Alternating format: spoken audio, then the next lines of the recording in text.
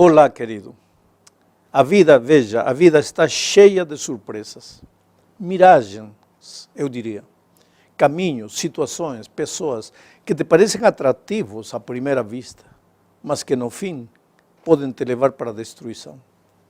Neste estudo veremos que se alguém não tiver sabedoria que vem do alto, pode errar e alcançar o que não procurava. Tentando achar vida, pode encontrar a morte. Por isso Salomão disse que existem caminhos que para o ser humano parecem direitos, mas o seu fim é a morte. Quer dizer que nem tudo que parece bom é bom. Os olhos se enganam com frequência. Se você se deixar levar unicamente pela aparência das coisas, vai acabar em problemas. Começaremos falando das características das pessoas que não têm sabedoria. Salomão chama a estas pessoas sob vários nomes: tolos, insensatos, loucos, inexperientes, enfim. Vejamos a primeira característica dos tolos, Provérbios 14:3. A conversa do insensato traz a vara para suas costas, mas os lábios dos sábios os protegem. A conversa do insensato está sempre cheia de soberbia e orgulho. Orgulho é a ideia insana de que você não precisa de Deus. No discurso do insensato não aparece Deus para nada. E se aparece, apenas em tom de mofa. Você pode achar esse tipo de gente insensata no trabalho, na universidade, até no seio da própria família. Pessoas que se sentem superiores por não acreditarem em Deus, ou por colocar Deus no mesmo nível da criatura. Pessoas que usam a palavra, o verbo, a linguagem, para caçoar do poder divino. Outra característica dos tolos está aqui em Provérbios 14:6 até 8. O zombador busca sabedoria e nada encontra, mas o conhecimento vem facilmente ao que tem discernimento. Mantenha-se longe do tolo, pois você não achará conhecimento no que ele falar. A sabedoria do homem prudente é discernir o seu caminho, mas a insensatez dos tolos é enganosa. Que triste descrição do tolo. Procura a sabedoria e não a acha. Por quê? Porque a fonte da verdadeira sabedoria é Deus. E o tolo busca a sabedoria em qualquer lugar menos em Deus. Para ele, Deus é sinônimo de atraso, de ignorância, de credulidade. E, no entanto, o próprio tolo é vítima da sua tolice. Outra característica mais do nécio está aqui em Provérbios 14:15. O inexperiente acredita em qualquer coisa, mas o homem prudente vê bem onde pisa. Acreditar em qualquer coisa, a credulidade. Esta é outra das características do tolo. Não acredita em Deus, é verdade. Ele acha que é credulidade demais aceitar Deus. Ele pensa que já superou aquela fase e que é muito inteligente para viver atado a velhos conceitos. E, no entanto, aceita as coisas mais incoerentes e tolas da vida, como, por exemplo, o fato de pensar que o seu destino está determinado pelas estrelas ou pelos números. E, no entanto, assim é o tolo. Mas tem mais uma característica. Está aqui em Provérbios 14:29. O homem paciente dá prova de grande entendimento, mas o precipitado revela insensatez. O tolo impulsivo. Faz as coisas levado pela reação circunstancial. Não pensa. Depois se arrepende, chora, mas já destruiu tudo. Precipitado. Não sabe esperar, reage instintivamente e sofre por causa das suas tolices. Porque é inevitável que vai se meter em problemas. Finalmente, outra característica mais. Provérbios 14:21 e 31. Quem despreza ao próximo comete pecado, mas como é feliz quem trata com bondade os necessitados. O primeiro pobre é ultrajar o seu Criador, mas tratar com bondade o necessitado é honrar a Deus. Aqui Salomão apresenta o maltrato do próximo como outra das características do tolo. Ele se considera superior aos outros. Não vê as pessoas como Deus as vê. Não tenta desenvolver o potencial dos seus liderados, mas os explora e depois os descarta quando já não tem mais o que tirar deles. Bom, em todos estes versos, vimos algumas características dos tolos, que estão mencionadas unicamente no capítulo 14 de Provérbios. Agora, em todo o livro, poderíamos achar muitas outras mais. Mas é preciso termos cuidado, porque é muito fácil apontar esta característica na vida das outras pessoas. Porém, seríamos capazes de olhar para nós mesmos e tentar identificar alguma destas características em nossa experiência diária? Esse é o assunto. Na segunda parte deste estudo, veremos as características dos sábios. Podemos achá-las nos mesmos versos que descrevem as características dos tolos. Salomão apresenta as características dos sábios por contraste. A primeira dessas características é que o sábio fala com humildade, respeita a opinião dos outros. Ele não acha que somente ele tem a razão, escuta a opinião dos outros, coloca tudo na balança, depois decide. Outra característica mais, é humilde para aprender e por isso encontra sabedoria. Sabe que o primeiro passo da aprendizagem é reconhecer que não se sabe. Você jamais estará em condições de aprender se não aceitar o fato de que não sabe. Se não estiver disposto a deixar a praia que você conhece e não se jogar nas águas profundas do desconhecido. Porém, para isso é preciso humildade. Outra característica mais dos sábios. Enquanto o tolo é crédulo demais, o sábio analisa suas decisões. Não acredita em tudo que ouve. Ele para, pensa, depois decide. Mas na igreja você vai encontrar pessoas que acreditam em tudo que ouvem. Basta que alguém apareça com alguma novidade, entre aspas, que já vão correndo atrás dessa pessoa. Eu sempre digo que qualquer um tem o direito de inventar o que quiser, mas não entendo como existe gente que crê em tudo. Agora, segundo Salomão, essa é uma característica dos tolos. Outra mais, uma pessoa sábia não é impulsiva. A pessoa sábia reflete na sua vida o caráter de Jesus. Agora, isto não depende da personalidade, porque outro dia alguém disse, não, isso depende da personalidade. A personalidade não pode ser desculpa para a falta de crescimento espiritual. João é o melhor exemplo do que estou dizendo. Ele chegou a Jesus como o filho do trovão, e não, entanto, através do amor de Jesus, ele foi sendo transformado no convívio com Cristo, transformou-se no discípulo do amor.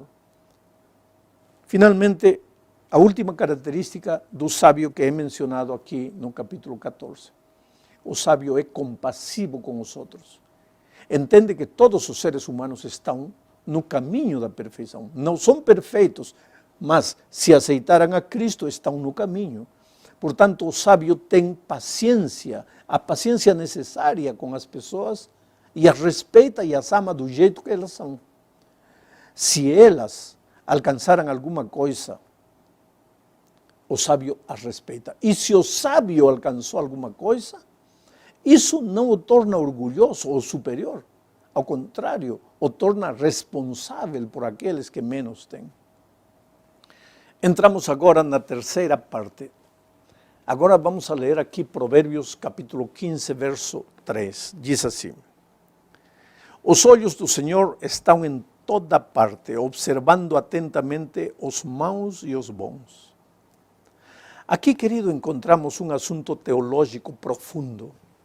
Este verso não fala somente do fato de que Deus sabe tudo. Claro que nada existe oculto aos olhos divinos.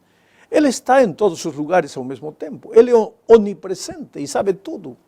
Pecados escondidos, o serviço que você presta a alguém e que ninguém vê, as tristezas, as dores que você carrega sozinho, tudo está aberto, exposto aos seus olhos. No entanto, neste verso, também achamos o sentido de quem é que determina o que é bom e o que não é bom. Ele observa os bons e os maus, diz o texto. Quem é bom e quem é mau? Somente Deus sabe. Porque somente Deus determina a essência moral das coisas. O ser humano pode escolher ser bom ou ser mau. Ele é livre de fazer a sua escolha, mas Deus não permite que a criatura decida o que é certo ou o que é errado. Essa atribuição divina pertence só a Ele. Por isso, Isaías 5:20 diz: ai dos que chamam ao mal bem e ao bem mal, que fazem das trevas luz e da luz trevas, do amargo doce e do doce amargo. Sabe que aqui se descreve aos tolos que invertem o valor moral das coisas, chamam ao mal bem e ao bem mal. Este é o limite da depravação. Não se pode ofender mais a Deus, não se pode endurecer mais a consciência, não se pode machucar mais a si mesmo e aos outros, do que inverter os valores ao ponto de chamar ao pecado de liberdade e a fé de credulidade. No entanto, vivemos num tempo em que cada um se sente no direito de dizer isto é certo, isto é errado. E Salomão disse que isso é próprio de pessoas tolas. Na quarta parte falaremos do gozo do cristão. A vida cristã enfrenta dificuldades. Vivimos num mundo onde reina a dor. Este é um mundo deformado pelo pecado.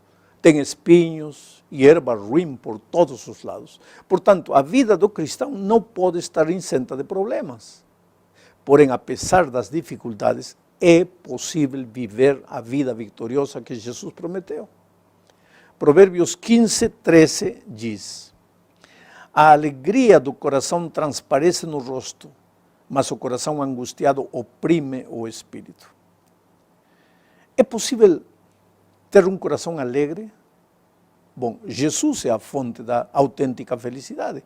Salmo 16:11 diz: tu me farás conhecer a vereda da vida, a alegria plena da tua presença, eterno prazer à tua direita.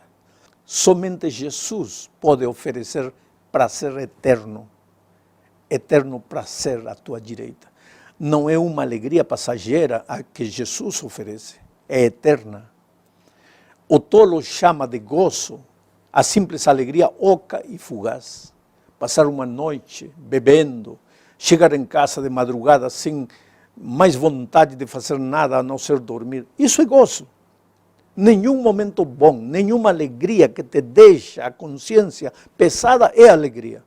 O gozo cristão brota de um coração em paz com Deus e com os homens. Sabe que eu conheci em certa ocasião a uma pessoa que trabalhava no mundo do espetáculo. Chegava no hotel nas primeiras horas da manhã, deitava-se, tentava dormir com o coração vazio. Tinha feito rir as pessoas e, no entanto, ela não era feliz. No lugar onde trabalhava, ninguém poderia imaginar que por trás daquela pessoa alegre e extrovertida, havia outra pessoa que na calada da noite, na solidão do seu quarto, chorava sem saber o que fazer com a sua vida. Até que uma manhã chegou no hotel e antes de entrar na cama, ligou a TV e me viu falando do amor de Jesus e da paz que Ele oferece. Naquele momento se encontrou com Jesus. Ajoelhou-se diante da TV e disse: ó Senhor, por favor, dá-me essa alegria que este homem menciona. Sabe, querido, todos os seres humanos, mais tarde ou mais cedo, precisamos encontrar-nos com Jesus para saber em que consiste a plenitude de gozo que a Bíblia menciona. E agora chegamos no fim deste estudo falando da soberania divina. Não soberania no sentido de predição fatalista, mas no sentido de que nada escapa ao controle divino. Os seres humanos fomos criados com liberdade, porém essa liberdade vem num só pacote com a responsabilidade. Somos responsáveis por nossos atos e, portanto, precisamos tomar decisões sábias, porque um dia teremos que dar conta daquilo que fizemos com essa liberdade. Deus nos chama e nos oferece sabedoria para não cometer erros, mas o ser humano é livre de ir ou de não ir. Porém, faça o que fizer, decida o que decidir, Deus está no comando de todo. Provérbios 16:1 diz: ao homem pertencem os planos do coração, mas do Senhor vem a resposta da língua. Este verso vem a ser uma versão de nosso ditado: o homem propõe, mas Deus dispõe. Deus lhe dá ao ser humano uma cabeça para pensar. Não o criou como um robô programado para obedecer. O ser humano pode elaborar ideias e planos, mas somente Deus pode decidir se isso vai acontecer ou não. Mesmo quando às vezes o homem ou a mulher estão prestes a cometer uma tolice, Deus pode intervenir e mudar o rumo das coisas, se Ele, na sua infinita sabedoria, achar que isso é o melhor. E Deus não explica nada, por enquanto não disse nada. Um dia lá nos céus teremos todas as explicações, mas na maioria das vezes, Deus nos proporciona sabedoria para que nós tomemos as decisões mais acertadas, a fim de alcançarmos os propósitos que nos temos proposto. Por isso, é sábio dizer: Senhor, este plano que eu vou colocar em ação é o que eu humanamente acho que é bom, mas posso contar com a tua aprovação. E te digo uma coisa: Deus nunca deixa sem ajuda o filho sincero que o procura em busca de sabedoria. Porventura você precisa neste instante sabedoria para decidir sobre qualquer coisa. Vai a Jesus, ajoelhe-se, passe um bom tempo conversando com Ele e depois, ao se levantar, verá que as suas ideias estarão mais claras e as dúvidas terão desaparecido.